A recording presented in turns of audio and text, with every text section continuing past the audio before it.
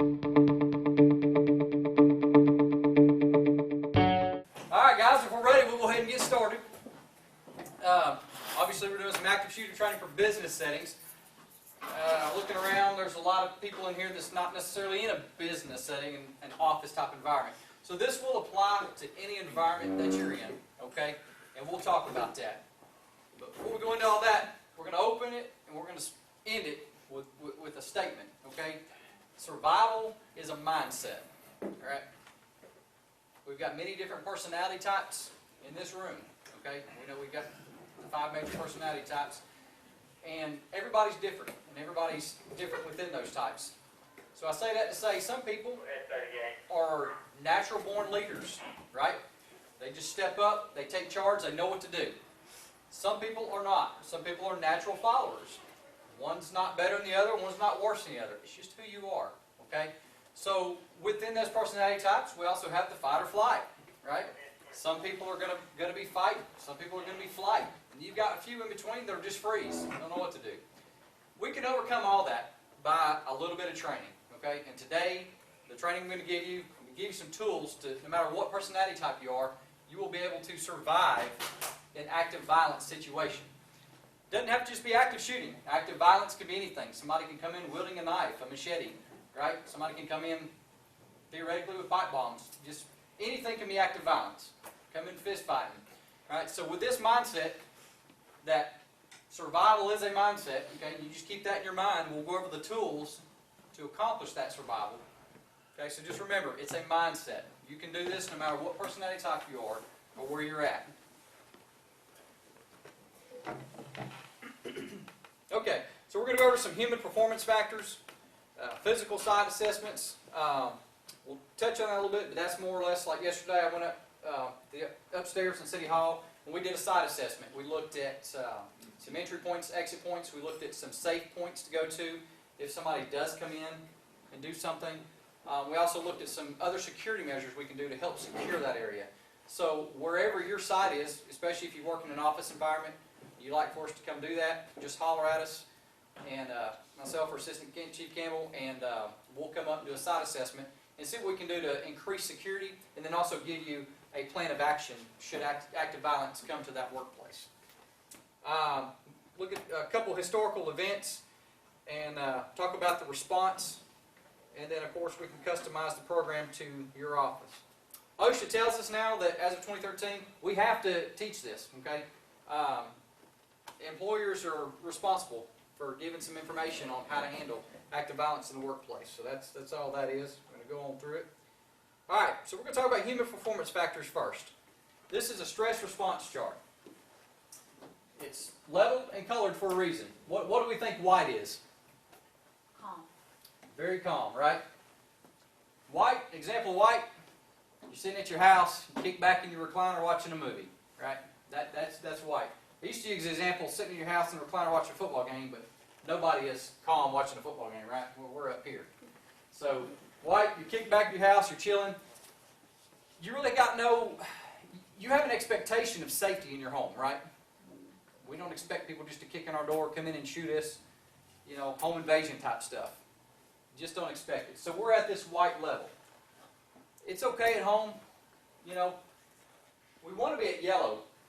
Anytime we're out of our safe space at home, we want to be yellow. If you're out grocery shopping, if you're out with your family, you know, at the mall, or anything you're doing at work, yellow is our stress response level of awareness, okay? We're not really stressed. There's not a lot going on. Our heart rate's not up. It's not affecting our body, but we're just aware. We're aware of our surroundings. We're watching people come and go. We're aware of doorways, exits, entry points, what's happening in those. Just like when you're driving a car, you're aware of everything going around you, right? Part of defensive driving. You got to watch other people. You know, most of us are pretty good drivers, but we worry about everybody else around us. It's the same thing. So we should always be in condition yellow.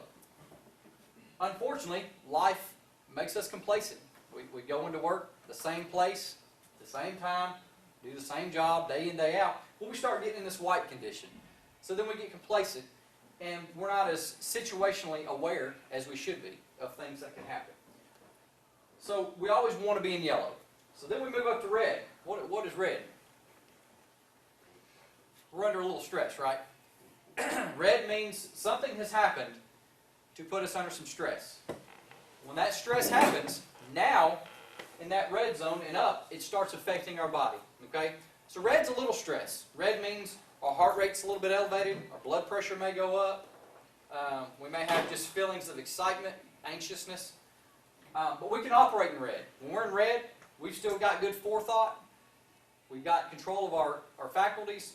Most of us in stress red condition, we can manipulate door locks and keys. We have fine motor manipulation, okay? That starts to deteriorate. When you start to get into gray, and it's gray because it's between red and black, we call it the gray zone. When you start getting in gray and then you go straight to black, those functions start to deteriorate. Your fine motor skills, you'll find that you have a hard time just sticking a key in a lock and unlocking a door, or locking a door, which is important in an active violence situation. That's why I mentioned that. So we have to understand that this stress response, and when we get to black, we're going to lose those things. We're going to lose cognitive thought. Your ability to reason, your ability to think through a situation, come up with alternative plans, that goes away. Your body, when it gets under massive amounts of stress, your body is going to shut down parts of it that it doesn't need to survive. Okay? And those are some parts it doesn't need. It's going to send all the blood flow, all the oxygen to your brain and to your heart and to your lungs. So your heart can beat and you can breathe. That's pretty much it, right? Just like if we get injured, the fire guys know this. If you cut yourself real bad on your arm, you're in a high stress situation, your adrenaline's pumping, your body will cut off some things going to that arm to slow down that flow and to concentrate on the vital organs to keep them going. Right? So the same thing happens when we go to stress response black. The point of the training today is we do not go to stress response black, right? We want to stay in red. Even in the most tense, heightened of any situation, we want to stay in red so we can survive it, so we can think, all right? Part of that thinking is we're already going to have a plan in place, right? But we'll still be able to think if we need to divert from that plan and do something else. So this is our stress response chart. Any questions on that before we move on? Any comments? Awesome. Right along with you guys. Hick's Law said the more choices we have as a response option to an emergency, the greater our reaction time will be. This is just training. Okay? The more we train, the more options we have, the more training we have, we're going to be comfortable in acting. All right? And you'll see throughout this block of instruction, the whole premise is going to be do something. Right? If you do something, you'll survive. If you do nothing, there's a great chance you might become a victim. All right? Stress-induced effects. Some of the effects we're talking about when we go to black, we get tunnel vision. Okay? And that can vary for different people how much that tunnel comes in. It might be just a one-inch circle directly in front of you is all you see. Especially if it's somebody with a gun or something pointed at you. That's all you see. Diminished depth perception. Loss of vision. Fine and complex motor skills depleted. Again, those fine skills that it takes to lock a door, unlock a door. Your blood pressure goes up. Forebrain shuts down. So you lose that ability to think outside the box, to think critically, to help yourself. Audio exclusion. You may not hear what's going on. There's been case after case after case in the law enforcement world and the civilian world of people being involved in gun violence. Where many shots were fired, and they'll say, well, how many shots did you hear? One, I think, maybe two. And there were 30 shots fired. Because when it started, their stress level went to black, gray or black, and it shut down their hearing. And then they didn't hear the shots because they were so stressed and concentrating on what was going on, they just didn't hear it. They had auditory exclusion. Time dilation, you lose track of time. You may think the incident felt like it was 10 minutes long and it was 30 seconds long. So that's some things that can happen. That stress level goes up. There we go. Real quick before we move to this next one, we were talking about that survival mindset. Part of that is not having a victim mentality. And you'll see in here there's a slide where a young lady basically decides that she wants to play dead, play victim. Well, she ends up losing her life because she had the victim mentality. Part of the survival mindset is I'm going to survive, I'm not going to be a victim. Okay? I'm going to do something and I'm going to fight or I'm going to barricade, whatever it is, I'm going to do something. I'm not just going to stand here and be a victim. So that's something we have to fight ourselves on as far as that mentality, especially depending on what our personality type is. Because remember, not everybody's that leader, that take charge, I'm going to handle it situation. So just remember that. We need to do away with the victim mentality. In social proofing, that in ambiguous situations, we look to others for information on how to act. If others are doing nothing, you will tend to do nothing. If others are acting, you will tend to act. This is known as the herd mentality, right? Whatever the herd's doing, I'm going to do. Well, the herd might be wrong, right? You take sheep. That's why sheep need a shepherd or a sheepdog, because a sheep will run right into, if they're running from a threat, they'll run right to a cliff. The first one goes off, the second one goes off, and they just keep going off because the sheep in front of them are jumping off the cliff, getting away from the threat, not knowing that the cliff is an even bigger threat and is going to kill them. Call it the herd mentality. So just because you see a large group of people running to a certain area or doing a certain thing, don't be so quick just to say, oh, I need to as well. That's where we want to stay in that stress level red so we can think for ourselves, hey, are they running to a safe area? Are they doing something that's going to help me instead of hurt me?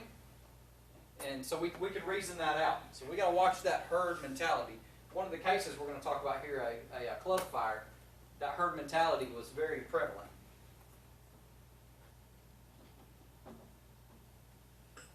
All right, so this is a station nightclub fire, 2003. Does anybody remember that? 100 people lost their lives. It was a concert. I remember the name of the band now. Great White. Great White concert. Mm-hmm. Yeah. There you are.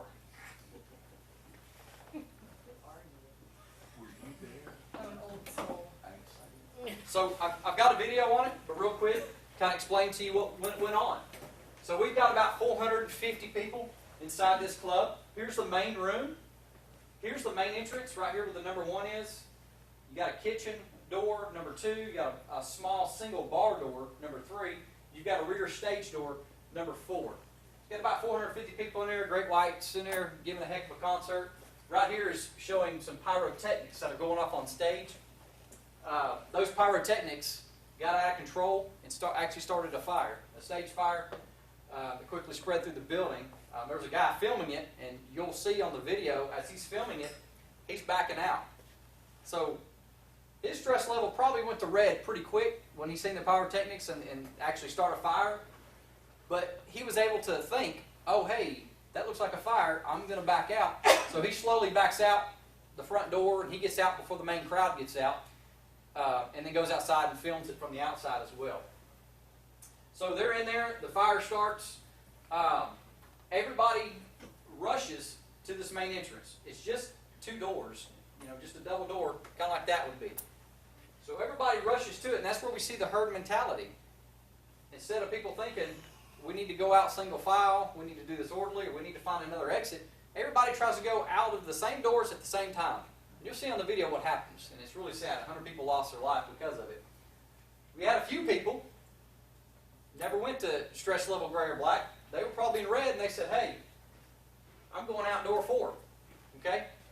Problem was, there was bouncers there, security there, that says, no, this door is for musicians and employees only. You can't. And they're like, well, we're going out, not in, and they didn't let them.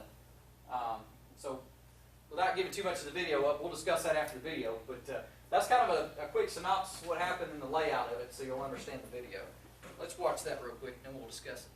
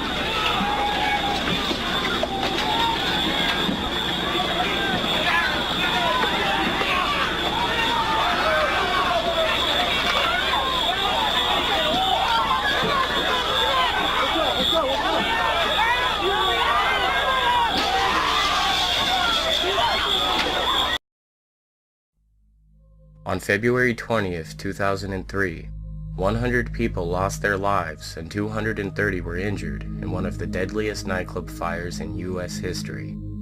The fire was caused by pyrotechnics that were set off as the band Great White began to play its opening song. The illegal indoor use of outside fireworks led to the igniting of highly flammable soundproofing foam in the walls of the stage.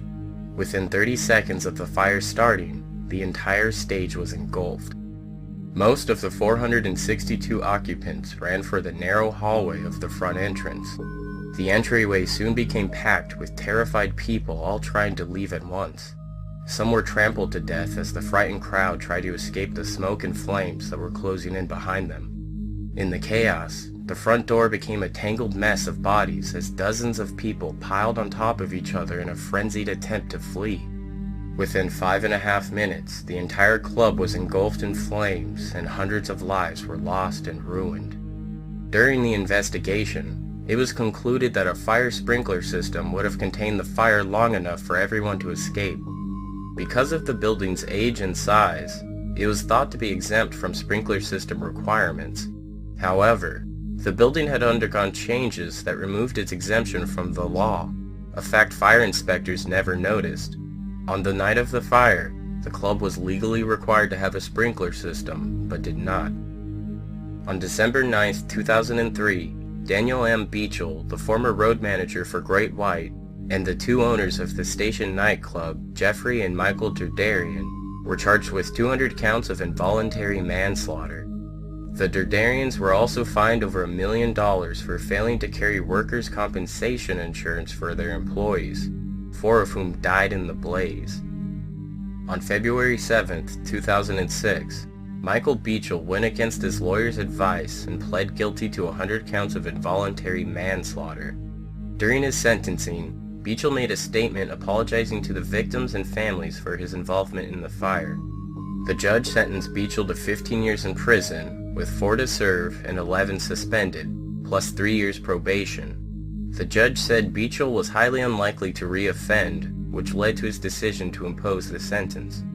On September 4, 2007, some families of the fire's victims expressed their support for Beachel's parole. The state parole board received approximately 20 letters, the majority of which expressed their sympathy and support for Beachel, pointing out that it was Beachel alone who stood up and admitted responsibility for his part in the horrible event. He had also sent handwritten letters to the families of each of the 100 victims. Beachel was released from prison on March 19, 2008.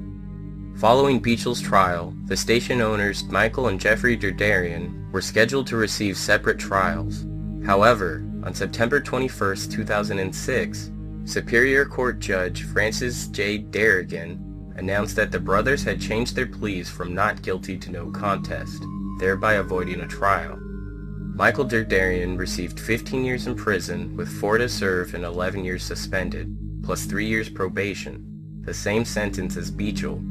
Jeffrey Derderian received a 10-year suspended sentence, 3 years probation, and 500 hours of community service. In January 2008, the parole board decided to grant Michael Derderian an early release. He was scheduled to be released from prison in September 2009, but was granted his release in June 2009 for good behavior.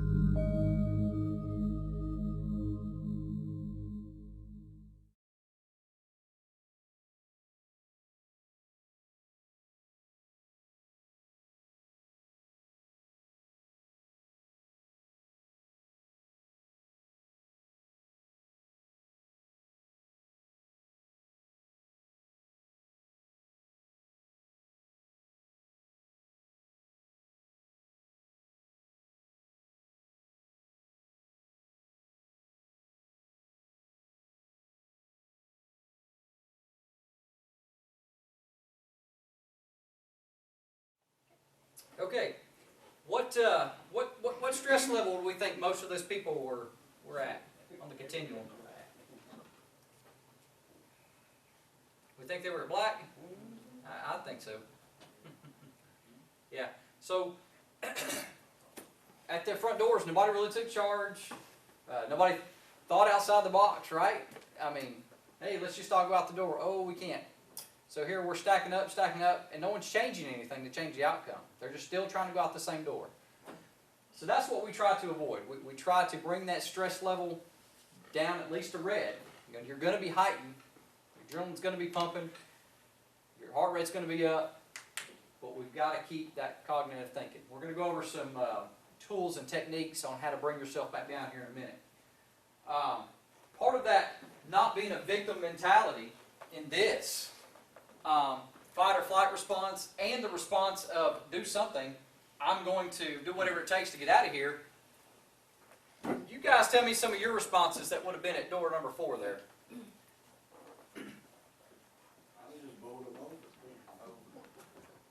Right? I mean, Fight song. hey, look, I don't care yeah, I don't care if they're the biggest guy in the room. If I'm going to die, I'm going to die fighting, and you're going to have to keep me in here, and you're going to burn up in here with me. You know, we're fighting, and we're fighting dirty, right? The whole point is, what did I say to begin with? Survival mindset. At this point, you're surviving for your life, right? The building's on fire, you're going to burn up. You've got to get out. So just because you've got 2 people saying, no, you can't go this way, if you in your mind know, hey, I'm close to that door's a way of escape and surviving, then we're going through them, right? I don't know what them guys were thinking. I guess they thought they were immune to fire, but that's part of that survival mindset. That's where that fight or flight needs to kick in. And if it's flight, you need to fight that and go with the fight response. Do whatever it takes to survive the situation, right? So the guys at the back that were trying to get out, you know, I'm not sure why they didn't. They may have not went to black. They may have still been in red. I think it's just natural human response, right? Human beings, naturally, most of us, we're not violent, right? We want to live in peace. I mean, that's why we live in America. The whole thing was set up on peace and prosperity. We want to be peaceful. We want everybody to be nice to each other, to get along. So, you know, maybe they thought, just out of natural human response, hey, man, I don't want to fight this guy, but I need to get out. So they thought, well, maybe I can get out a different way.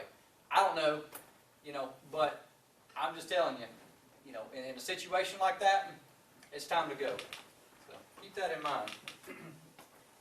Any other comments, concerns about this one? All right. So here's some ways we can combat that stress level. When we get so stressed out, we black out, and we clog the doorway with 50 other people. Here's some ways we can do that. Combat breathing. Okay, we'll go over that here in a second. There's a chart on how to actually combat breathe. But basically, it's taking deep breaths. Stopping for just a minute. Hold it. Let it out. What are you doing? You're applying oxygen to your brain, right? You're fueling your brain. So you're fueling your brain so it can think. You're bringing your heart rate down. You're bringing your blood pressure down.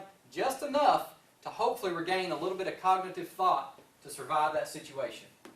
Staying physically fit, right?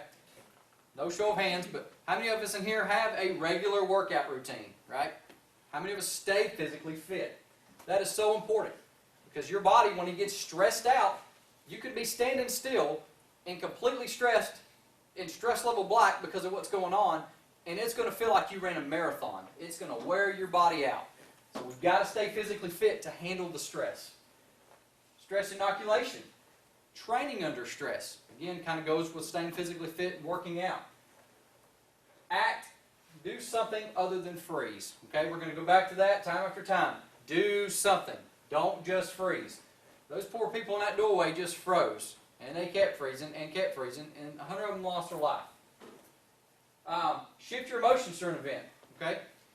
That has a lot to do with that fight or flight response, a lot to do with that personality profile. But if your emotions are fear, which is completely normal, shift that fear into drive and motivation to survive, right?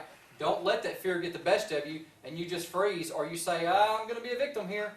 No, absolutely not. So check your emotions. Mental scripting. Mental scripting is preparing ahead of time, coming up with scenarios in your head. Hey, I'm sitting at my desk. If somebody comes in this front door, what am I going to do? And just take a few minutes or seconds or however much time you got and think about it. You know, what am I going to do? Mental scripting for you guys that's not in office. Y'all can come in contact with active violence on the road. I mean, fire guys know on EMS call that's supposed to be something simple and helping somebody can turn into an active violence situation. They can walk into a home where domestic violence kicks off, and all of a sudden, before they know it, a husband and wife are fighting, husband comes out with a gun. Well, now they've got a mental script. They've got to have a plan. What am I going to do? I'm not armed. Am I in a position to take him out? Or am I in a better position to take cover, to flee, escape? Go over these scenarios, mental script a little bit so you can survive that. So this applies anywhere, not just an office setting. All right. Combat breathing. You breathe in through the nose for 3 seconds. You hold your breath for 2. Breathe back out through your nose for 3 seconds. You just repeat these steps as much as you can mentally make yourself do it. Like I said, it's going to bring down that heart rate. It's going to supply your brain with oxygen. You're going to be able to come back down to at least red on the stress continuum and be able to think. It decreases your heart rate, blood pressure, clears the brain, all the stuff I just said. Jumped ahead. Mental scripting we just talked about. All right. So we'll talk about actual active shooter event here. An active shooter event involves one or more persons engaged in killing or attempting to kill multiple people in an area occupied by multiple unrelated individuals. The shooters typically have no profile. It's not like Ted Bundy. We profile him as a serial killer, right? They have the avenger mindset. I'm going there to avenge whatever's been done wrong to me. You know, in an office setting. I worked for 5 years with low pay and I didn't get the promotion I wanted. Boo-hoo, whammy, I'm going to go in here and kill a bunch of people. That's their mindset. Some broadcast it, some don't.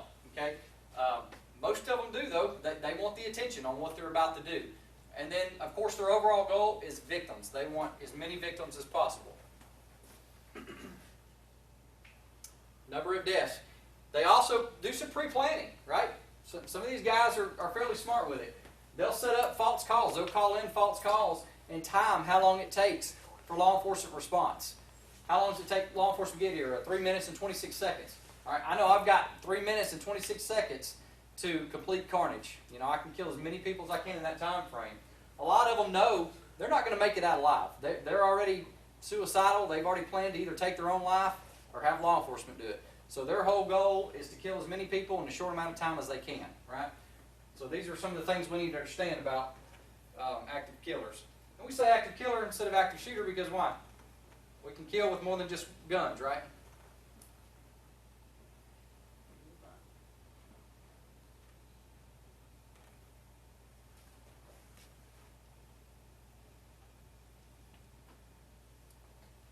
Uh, 55% of them know the facility. So workplace shootings, for example. Okay, it's going to be disgruntled employees that come back.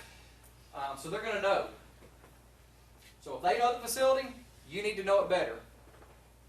Ergo, have a plan. Okay, where are you going to go, and where you are going to go, is it secure?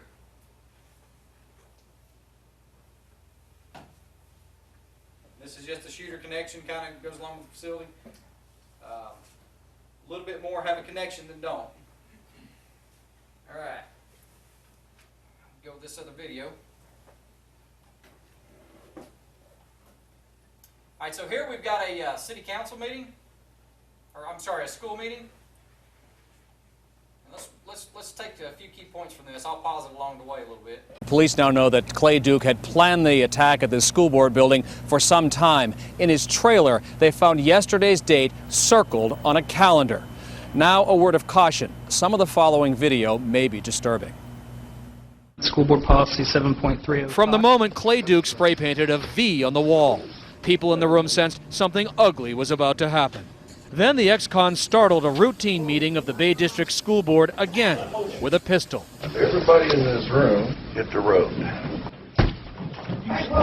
It was a 9mm, but it became a bazooka because that's where we looked at it. Duke cleared the room of everyone except the male members of the board.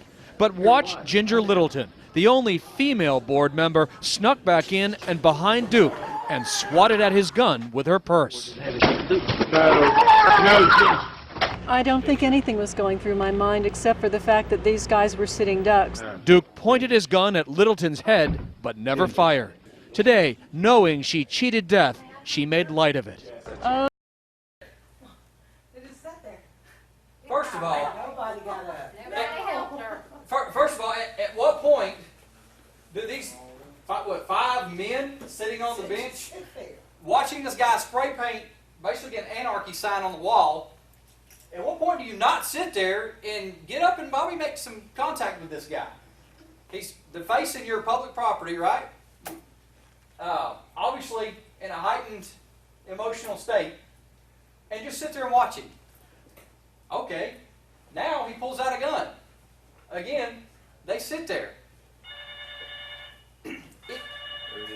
It takes the lady, the female, to come back in, who's already escaped, and show a little bit of fight, and try to approach this guy and disarm him, right?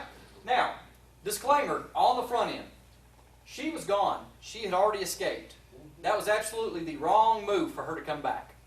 I admire her willingness to put herself in harm's way to protect 5 grown men. I really do. She's got way more moxie than any of them. But guys, if you can escape, that's number one. Get out and escape, and then let law enforcement handle it. She was gone. She should never come back. That disclaimer being said, we looked some of that personality profile. Obviously, she had a strong personality. She had that leader personality. She had that fight response, right? Oh, no, you don't. I'm coming back in there and getting that gun. So she takes her purse, probably the only thing she knows to do, and she whacks at the gun, trying to knock it out of his hand. She does that. The guy turns around. Thankfully, he's not looking to kill her. He's mad at the people sitting on the board. So he turns around. He's dealing with her. How long was his back turned to these 5 guys? And they just sit there. Nobody gets up. Nobody tries to act, do anything. They're just going to sit here and watch this lady get shot in the head, I guess. So we'll continue from here. Oh yes, this is the purse. Shall I do my Vanna? We're going to put some bricks in it for her. I have 3 wonderful daughters, and they said, "Mom, are you just stupid? What were you thinking?" Duke's major grievance was about his wife, a former teacher fired earlier this year. Superintendent Bill Husfeld tried to talk Duke down. He pleaded with the gunman to let the other board members go. I'm the one that signed the paper, right? Okay. I don't remember, and I don't know who she is. But let them go. No luck. In hindsight, the V Duke had spray painted earlier stood for vendetta, the logo of a movie about a mysterious man battling the government. The movie's characters filled Duke's Facebook page. Duke then got more ominous. I'm gonna die today. Can we talk for a minute? No. Other board members also pleaded. What's the big clue there? What do you pick up on that when he looks at you and says, "I'm going to die today"? So are they. You know in your mind something's fixing to happen, right? So at that point, he's still standing up right beside him. There's 2 directly in front of him, but we got 3 behind at a distance, right? Can 2 men overpower 1? Probably. Yeah. And then as they're doing it, if the other 3 act in accordance and they all act in concert, they could probably take this guy out and maybe even nobody get hurt.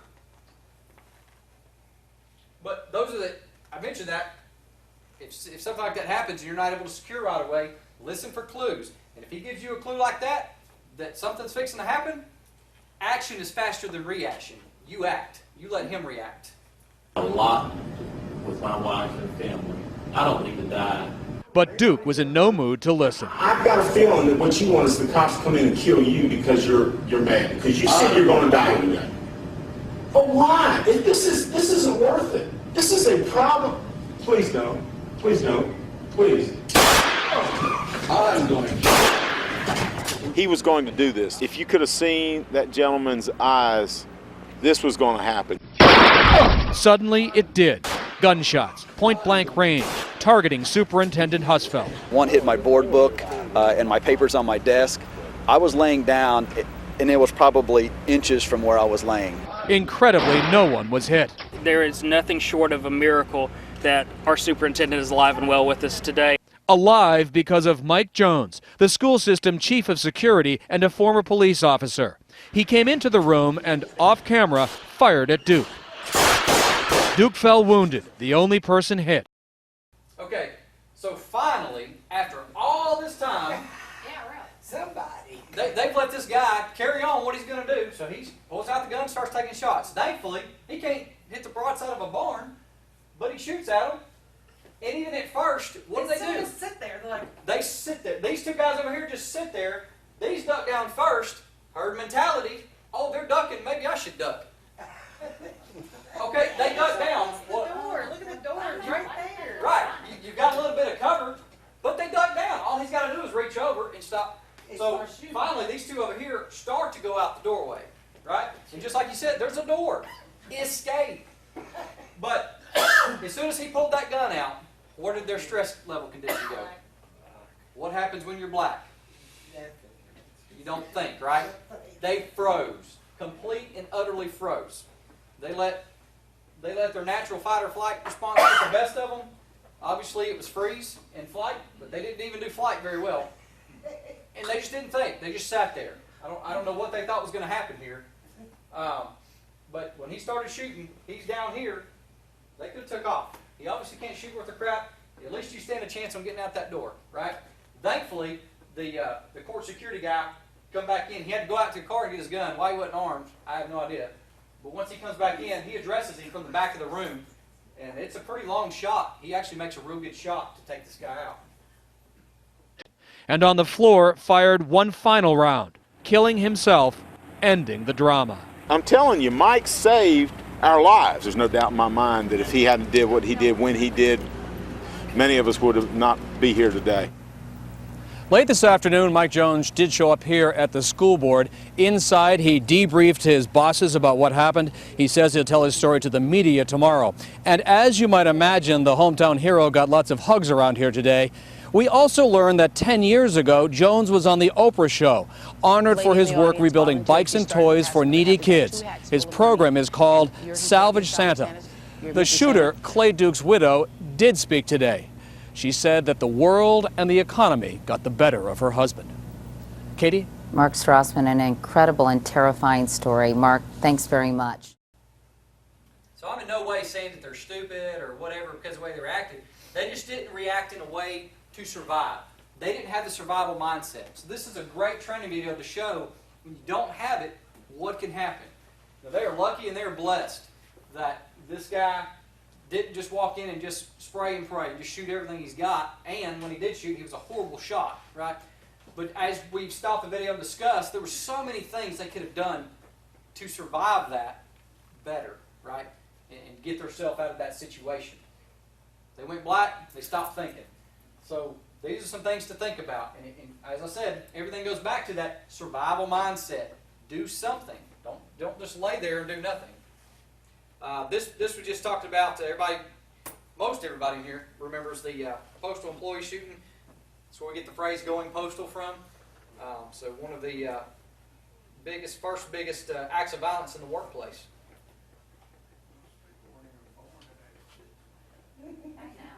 That's why I said most of us. Let's see if this thing will keep going here.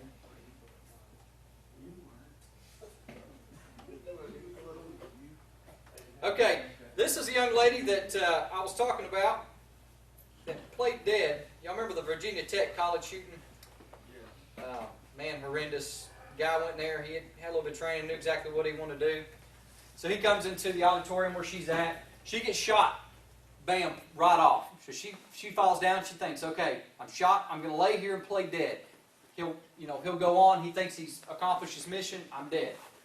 Well, this guy was determined. What did we just talk about active killers, right? They want victims. They want casualties before somebody comes in and takes them out.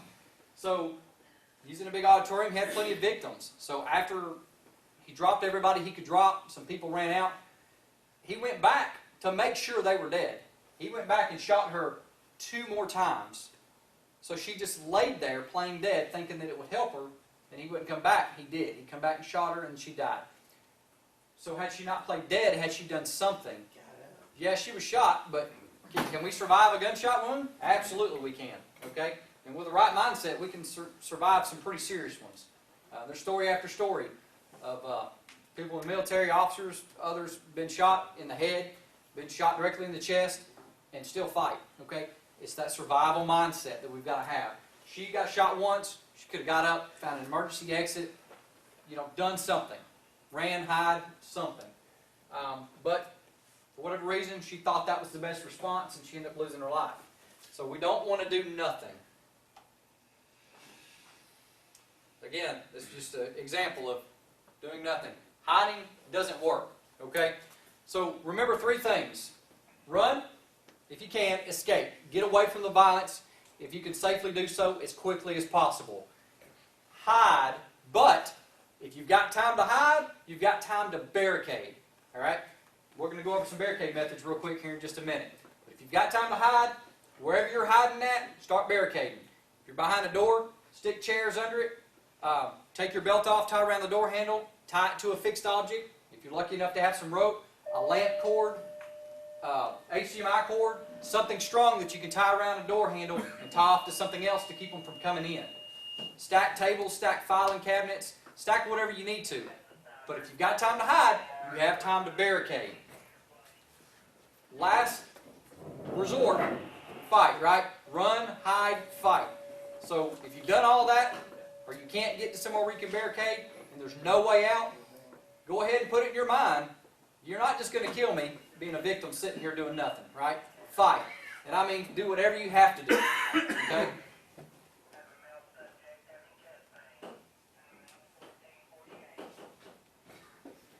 Hide and hope does not work. You have time to hide, you have time to barricade. Run, hide, fight. What we just talked about.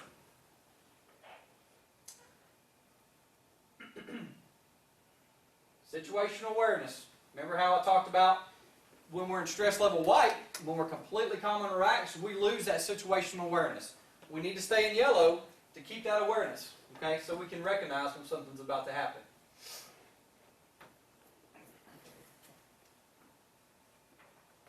Have a plan, know your exits. Right, so just some examples of barricading. Like I said, just stack junk in front of the door. Whatever you can do to slow that attacker down is what you want to do. You want to get, I mean, every second counts. So whatever you do to give yourself more time.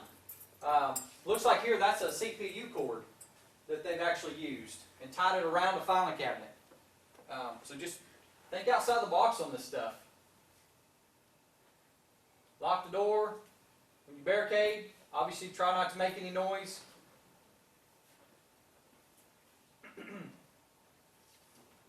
Heavier the better, the more the better, right?